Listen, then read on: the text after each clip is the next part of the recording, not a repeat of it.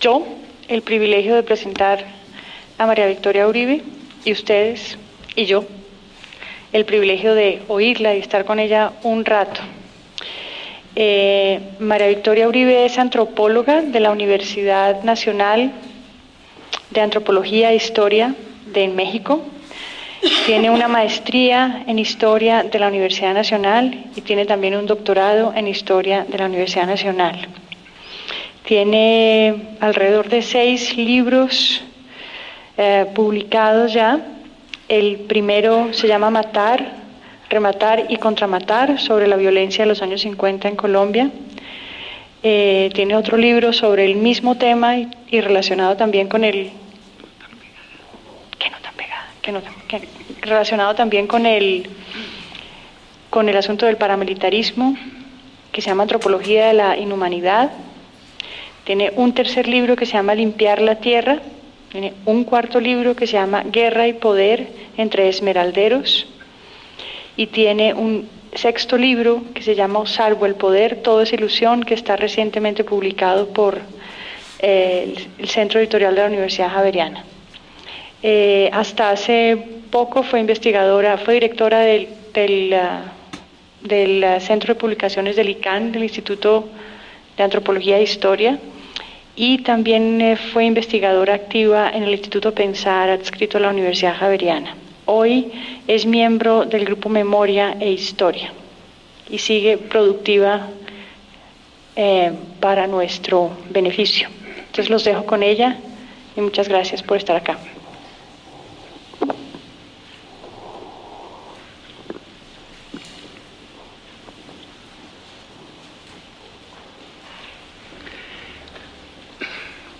La conferencia que traigo para ustedes esta noche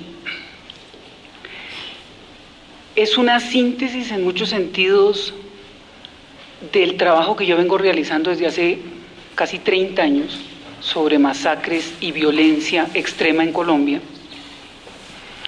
solamente que ahora le he dado un giro que se lo venía dando desde hace tiempo, pero en esta conferencia se lo voy a dar de manera dramática, alrededor de los sentidos, el papel que juegan los sentidos con relación a la violencia. Me refiero al olfato, a la vista, al tacto. En este caso concreto voy a hablar de los sonidos. Y voy a hablar de un sonido en especial, que es un sonido que evoca, para los campesinos de la violencia de los años 50, evoca al mal. Me voy a referir al mal de una manera tangencial, pero lo van a ver a lo largo del relato. Para plantearles el problema que les quiero plantear, voy a basarme en un relato femenino de una mujer campesina que nació el mismo año en que mataron a Gaitán.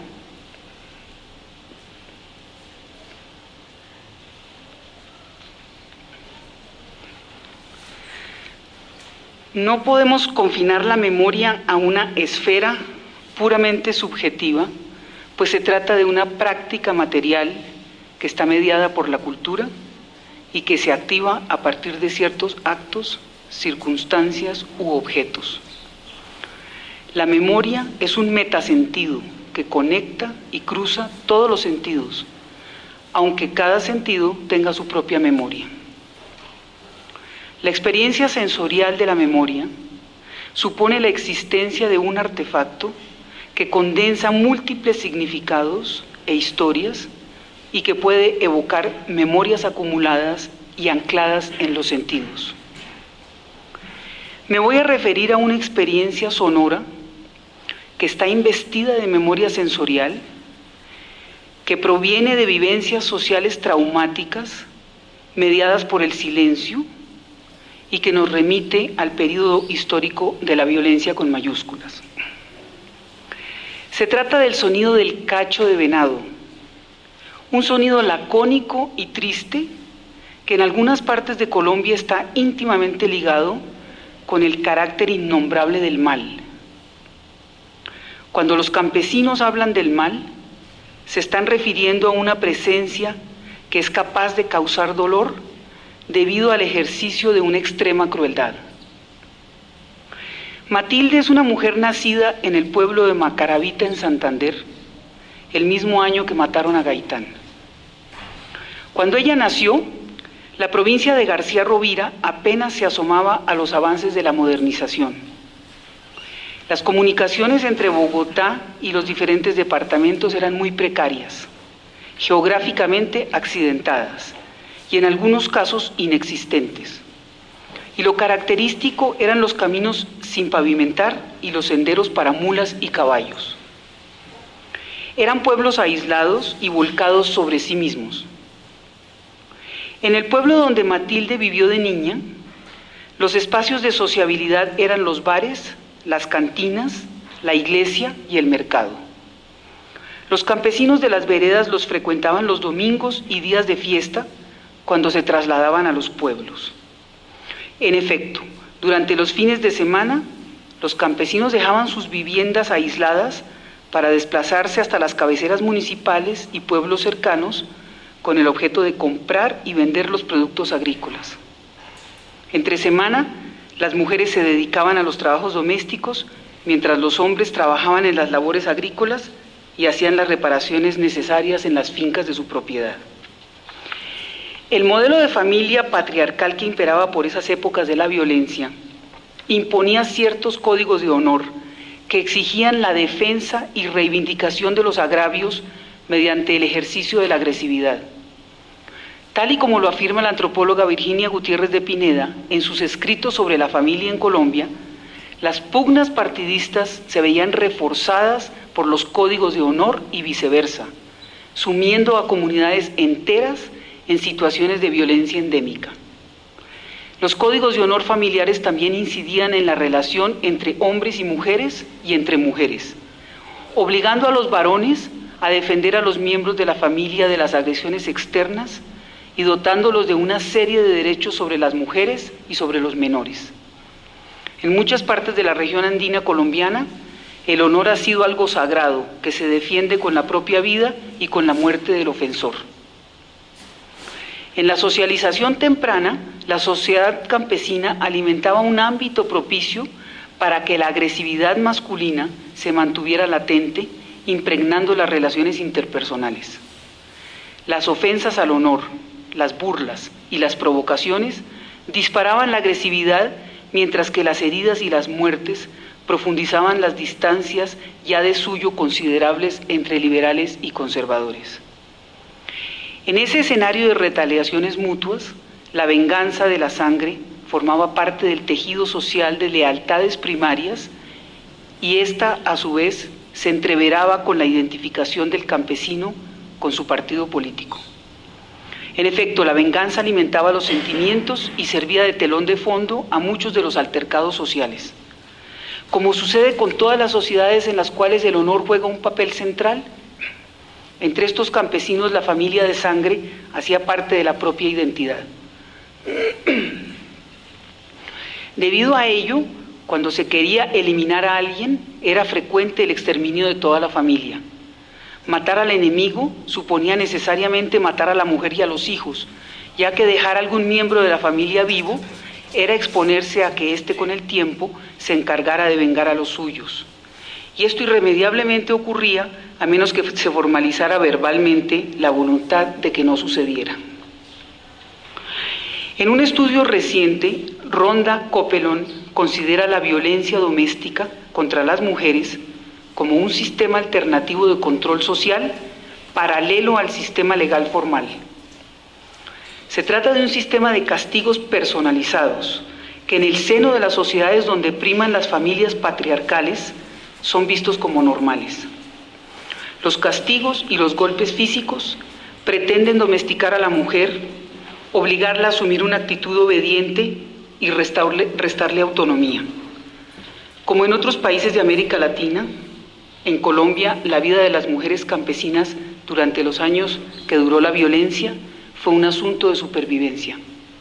El sistema de género encargado de la transmisión de los conocimientos y destrezas femeninas se basó muchas veces en el castigo y el maltrato físico por parte de las madres a sus hijas. Las mujeres soportaron de manera abnegada y en silencio los castigos y privaciones que les impusieron sus madres, quienes no hicieron más que reproducir el patrón de castigos que ellas a su vez habían sufrido. Matilde se refiere a las experiencias de castigo corporal. Mi abuela tuvo 26 hijos. Se casó 4 veces, la primera vez cuando tenía 12 años y su marido tenía 13. Mi abuela era una mujer grandota y le pegaba a mi mamá estando ya casada y mi mamá se arrodillaba. Y yo pensaba, mi papá es el que viste a mi mamá vive en la casa de mi papá. ¿Cómo es que mi abuela se viene desde tan lejos a pegarle a mi mamá? A mí me daba coraje esta parte de arriba del vestido de mi mamá destrozado por el palo de rosa. Y mi mamá allá, arrodillada en el patio, y nosotros siempre fuimos asustados mirando. Un día yo le alcé un palo a mi abuelita, y ella no le volvió a pegar a mi mamá, pero eso sí, nos maldijo. Y quién sabe si todavía nos caerá su maldición. Y la maldición decía lo siguiente: ha de permitir Dios que se case con un hombre que todos los días llegue borracho y barra la cocina a cada instante con ella. Dijo la abuela. Pues si me sale así lo mato, le dijo Matilde. Le contestó Matilde, porque yo ya tenía coraje. Un día mi abuela se había tomado sus chichas y se le soltó la lengua y nos contó cómo había parido ella a sus hijos, sola, con las piernas abiertas y en alto contra la pared. Se apretaba 3 veces el estómago hacia abajo hasta que salía la criatura y después con un vidrio de botella le cortaba el cordón. Se sacaba la placenta y la enterraba en un agujero que había cavado en el piso de tierra del cuarto para que ésta no cogiera frío. Sobre 3 piedras tenía una olla con agua y el amasijo que habría de comer durante los 40 días que duraba la dieta.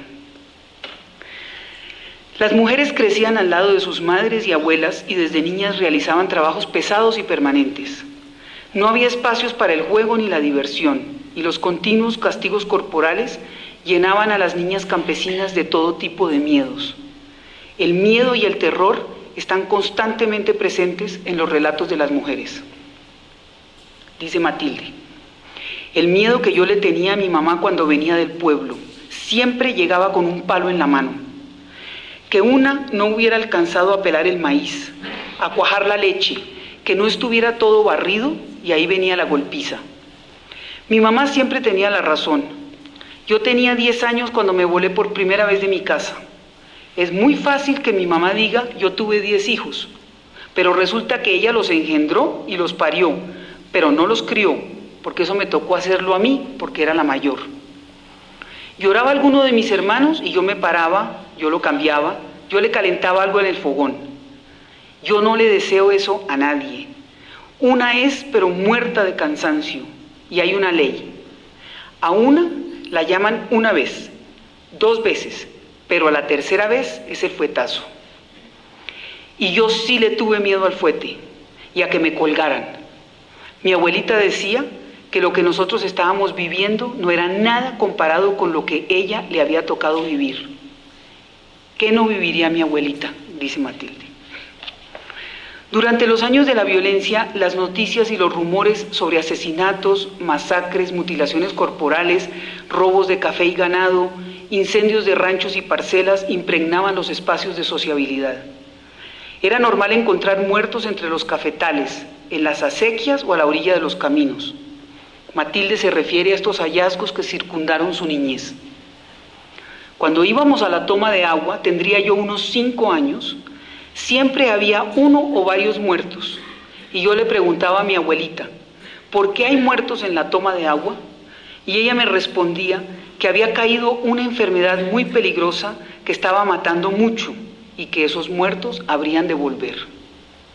Los muertos para mí eran seres que debían volver, y a los que no se debía tocar, hasta el día en que murió mi hermanita, y la enterraron, y yo le pregunté a mi papá si habría de volver, como los muertos de la toma de agua, y él me respondió que sí. Pasaron 2 años y nunca volvieron ni mi hermanita ni el mulo que se le había muerto a mi papá. Y me di cuenta que me estaban engañando, que me estaban diciendo mentiras. La violencia era percibida por los campesinos como una enfermedad altamente contaminante que se colaba en sus vidas y las desarreglaba. No solo eran las noticias permanentes sobre asesinatos y hallazgos de cuerpos mutilados. Matilde también describe la atmósfera de terror que impregnaba la vida cotidiana cuando se anunciaba la presencia de bandoleros e integrantes del partido político contrario.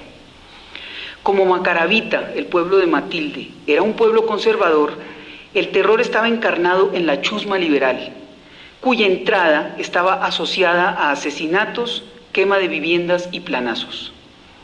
Para avisarle a la gente que ya venía la chusma, se utilizaba el cacho de venado, y la gente, cuando escuchaba ese sonido, huía sin más, despavorida, al monte o a los matorrales más cercanos. Dice Matilde: yo le tenía mucho miedo a ir a dormir al monte cuando tocaban el cacho. Siempre pensaba que nos iban a matar, como le había pasado a otra gente. También pensábamos que al volver nosotros del monte ya no tendríamos casa, porque habíamos visto cómo habían quemado las casas del otro lado y la gente había quedado sin techo. El cura del pueblo le pagaba al bobo Dionisio para que tocara el cacho. Lo tocaba en un sitio donde lo oían los unos y los otros, y todos corríamos para el monte porque venían los otros a matarnos. Cuando sonaba el cacho, uno soltaba el plato de comida y salía corriendo. Mis tíos se burlaban de mí porque yo me llevaba papas calientes y pasaba por donde los vecinos robándome los envueltos de maíz. Uno se aburría mucho en el monte boca arriba sin tener que comer. Mi papá fue el que descubrió que era el bobo el que tocaba el cacho. Como mi papá era arriero, iba donde los liberales con carga y allá oyó decir que los conservadores no dejaban dormir y se dio cuenta que a ellos les sucedía lo que a nosotros y fue y le dijo al cura: ya está bueno que nos dejen dormir a los unos y a los otros. La asociación entre la entrada de la chusma y el sonido del cacho de venado como artefacto sensorial es una experiencia que está enclavada en la memoria colectiva de muchos pueblos azotados por la violencia. Algo similar ocurre hoy en día con los sonidos de los motores fuera de borda y con el agudo chirrido de las motosierras. Son sonidos ligados con la presencia del mal. Entre los años 1948 y 1952, durante la violencia, eran frecuentes las incursiones violentas hechas por policías y bandoleros en las veredas liberales y lo mismo sucedía en las veredas conservadoras.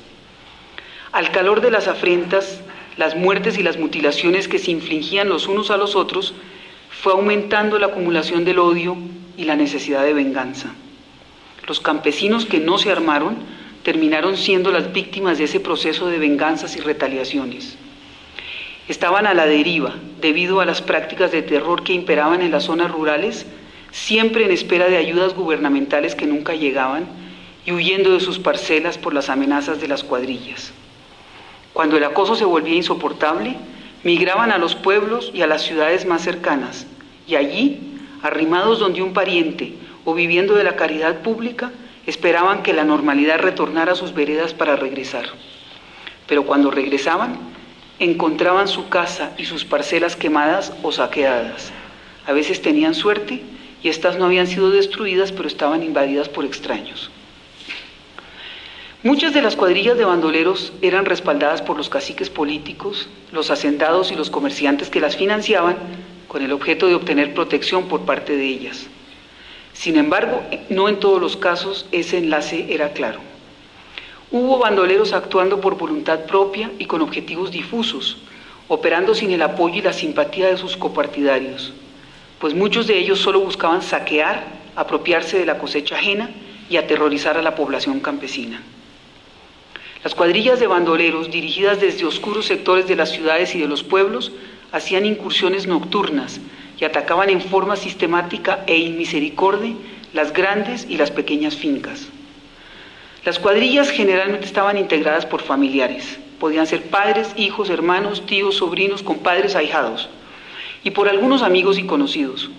Operaban bajo el mando de un jefe natural y de varios lugartenientes o colaboradores cercanos, cuyas funciones variaban según el tamaño y el grado de cohesión interna que tenía la cuadrilla.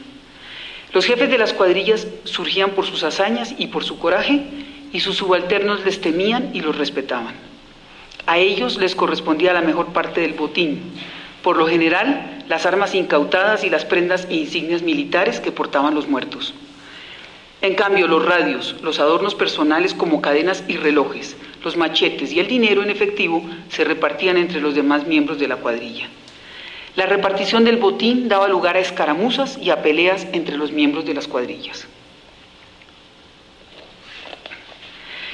Varias fueron las funciones que desempeñaron los miembros de las diferentes cuadrillas, y entre esas cabe destacar dos. Primero es la del campanero, que es un individuo que se apostaba en un lugar con buena visibilidad y avisaba a los demás miembros de la cuadrilla cuando alguien se aproximaba o había movimientos de tropa en la zona. Sin embargo, quien desempeñó la función más importante de todas fue el sapo, que servía como delator. Los sapos son individuos que prestan sus servicios indicándole a los asesinos quiénes pueden ser sus futuras víctimas. Durante la violencia se les conocía también como volteados y como señaladores. Sapo es una categoría que designa un rol ambiguo, pues se refiere a un individuo que aprovecha determinadas situaciones para conseguir favores entre copartidarios y opositores.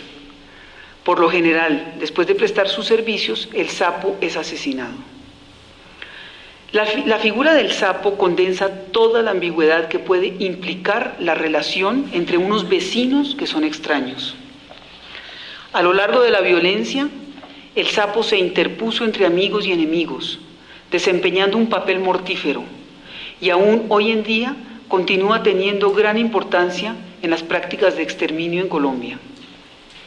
Es un individuo que sale de las entrañas de la comunidad, lo que lo convierte en extraño, y sale de las entrañas con el fin de señalar a algunos de los miembros de la comunidad para que sean exterminados. El sapo es una figura liminal y ambigua que señala a próximos, circula entre amigos y enemigos y pone en evidencia conductas que no convienen con las reglas del juego. Es resbaloso, inspira rechazo y odio entre próximos y ajenos y hace parte de la fenomenología del mal en Colombia. Con el fin de llevar a cabo sus prácticas de exterminio, las cuadrillas de los bandoleros podían utilizar prendas de uso privativo de las fuerzas militares o vestirse simplemente como paisanos, protegiendo la identidad detrás de una ruana y de un sombrero alón. En muy pocas ocasiones los bandoleros utilizaron máscaras para proteger sus rostros. Los integrantes de algunas cuadrillas tiznaban sus caras con hollín para camuflarse, y la gran mayoría de ellas llevaban a cabo sus incursiones entre las 6 de la tarde y las 6 de la mañana, amparados por la oscuridad. Sin embargo, no era tan cierto que los liberales únicamente mataran conservadores y viceversa. La policía fue en muchas ocasiones la autora de los desmanes, como lo señala Matilde. Hay algo que nunca he podido entender. ¿Por qué decían que eran los de las veredas liberales los que venían a matarnos a nosotros los conservadores, cuando yo había visto que era la policía la que robaba y mataba? Mis tíos nunca supieron responderme cuando les preguntaba sobre eso. Ellos eran conservadores. La policía era la que llegaba a robar y a llevarse las armas, porque nuestra vereda fue una vereda muy armada.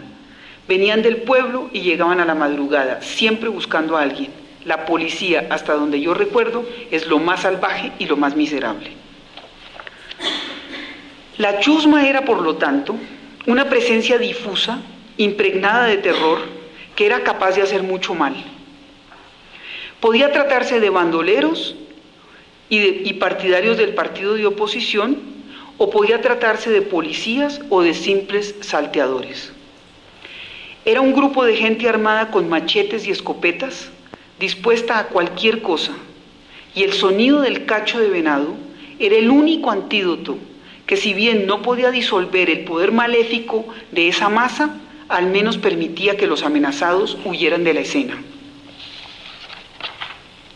Dice Matilde, ese cacho no lo puede tocar cualquiera, porque tiene una tonada tan triste, son 3 veces. Cuando de repente uno viene a Bogotá al desfile militar del 20 de julio y oye esas trompetas, da terror, así esté uno en medio de la gente. El sonido del cacho, los colores azul y rojo y los gritos alicorados de viva y abajo el partido son memorias sensoriales que remiten a vivencias que yacen en los vericuetos de la memoria colectiva.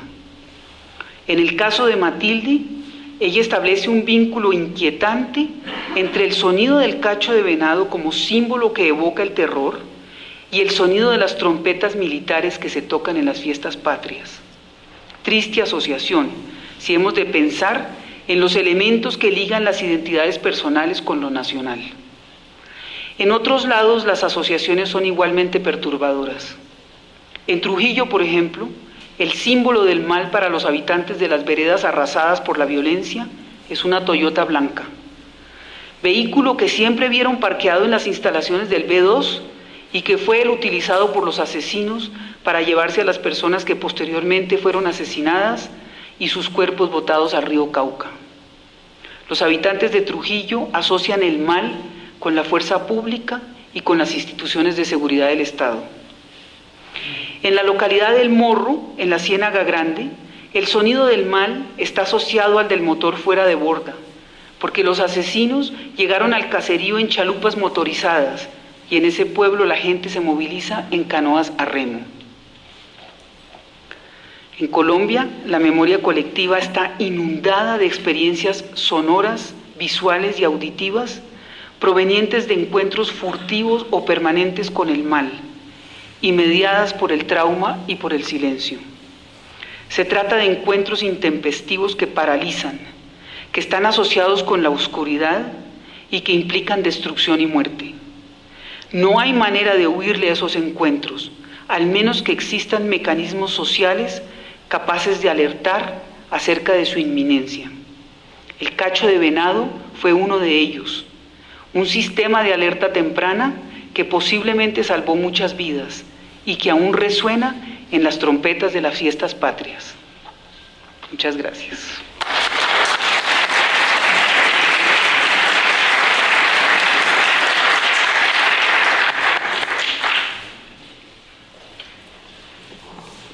Bueno, vamos entonces a hacer una pausa de 10 minutos y volvemos a la segunda parte de la sesión.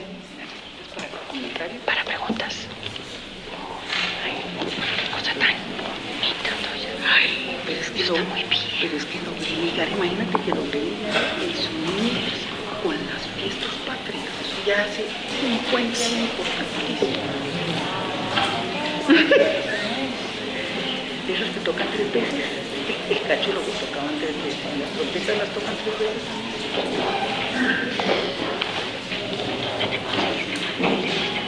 No, es una mujer con la que yo tuve un diálogo de muchos días.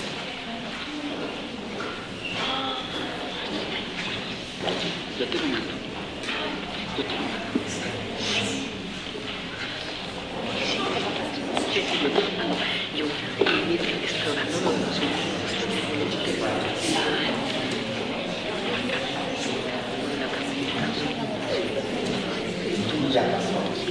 Chorrean un chorreo super agudo mientras no tiene el árbol, la cuchilla y apenas empieza a cortar, la gente que ha oído eso, que le ha tocado la motosierra, es un sonido que no lo toleran.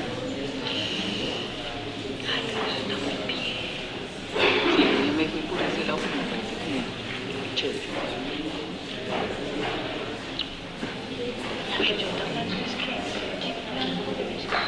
De P2. Sí, de esos de los Toyotas de antes. El P2, la gente lo veía parqueado ahí siempre. Una barbarita. ¿Será? ¿Ya afuera hay fuego mágico? Sí, arriba.